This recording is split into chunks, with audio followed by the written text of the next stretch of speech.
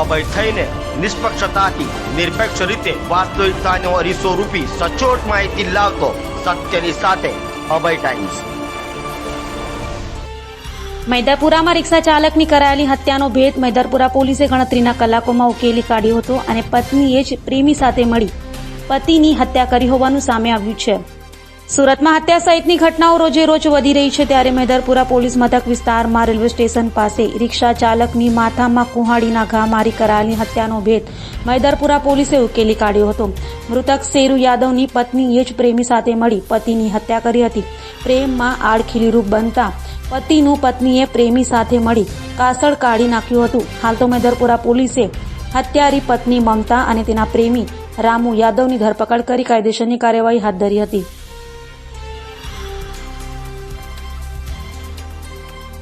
આજરોજ Maidarpura police station ખાતે IPC 302 મુજબ એક મર્ડરનો ગુનો દાખલ થયેલ છે, જેમાં મરણ જનારનું નામ છે શેરુ ભવાની નામ યાદવ, જે ભરથાણા સુરતનો રહેવાસી છે અને એની ઉંમર 37 વર્ષ હતી।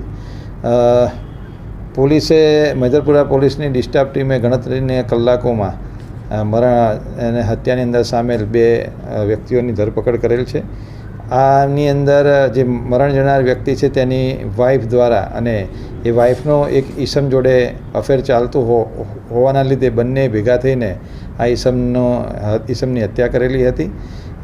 બનાવનું મેઇન કારણ એટલું હતું, જે પ્રાથમિક પૂછપરછમાં ધ્યાને આવેલું હતું કે આ મરણ જનારની વાઈફ અને જે ઈસમ છે એ બંને વચ્ચે 6-1 મહિનાથી અફેર ચાલતું હતું, જેની જાણકારી આ મરણ જનારને ખબર પડેલી હોવાથી પતિ પત્ની વચ્ચે ઝઘડો ચાલતો હતો, જેથી તેની પત્નીએ તેના પ્રેમી સાથે મળીને આનું મર્ડર કરેલું હતું। આભાર।